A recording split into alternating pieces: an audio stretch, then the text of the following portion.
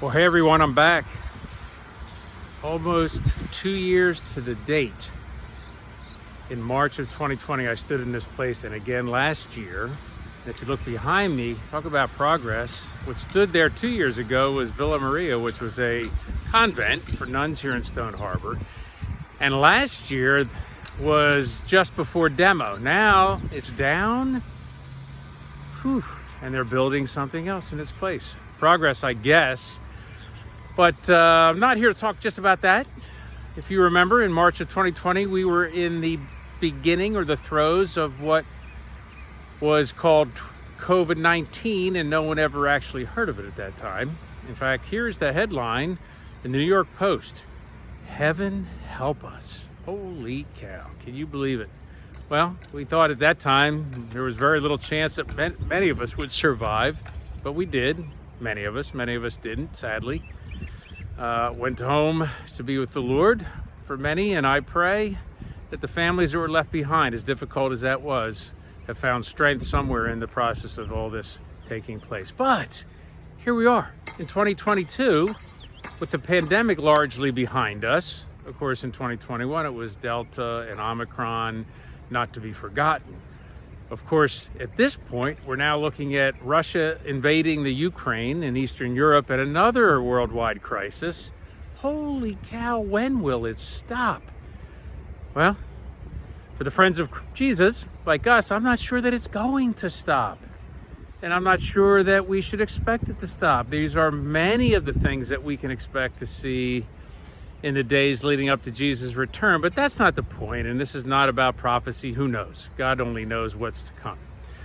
But what it is about is our role as believers. What is the next step for many of us, those of you that are listening right now on this little vlog, which I am doing again on YouTube and other places, so that you can begin to consider your role, my role, our role in this world that seems to have been turning upside down for some time now. Well, we know one thing: perfect love casts out all fear. So fear should not be the center of our attention. God is love. God casts out all fear. He has a plan. This is no surprise to him. None whatsoever.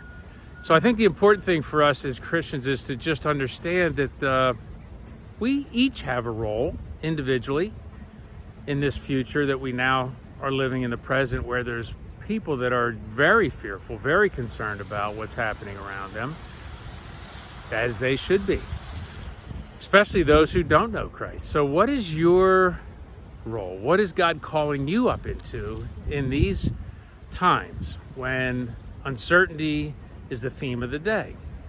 Well, I know that God, for me, and at least in this instance, is just saying, look, just get up each day, take it one day at a time, look to me, and I will show you the answer to that question. And I'm going to encourage you to do the same thing. Just get up each day and say, God, what is it that you have for me today to make a difference in this world? Well, you know, there's difference makers all over right now.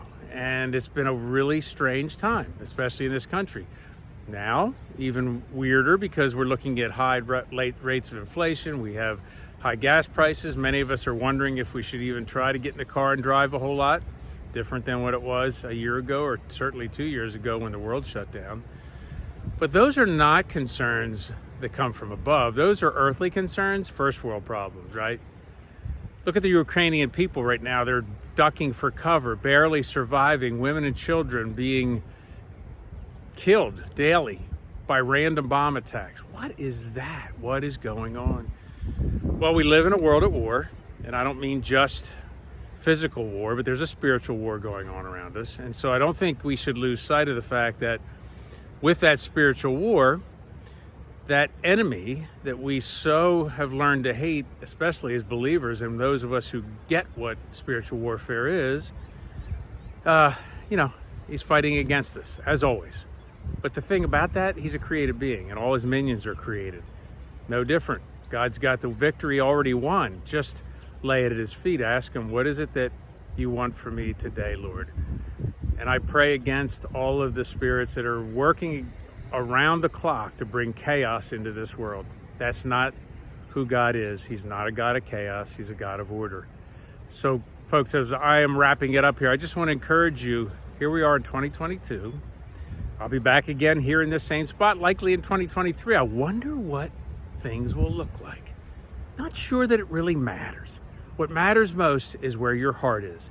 And remember where your hope lies. Hope is the anchor of your soul.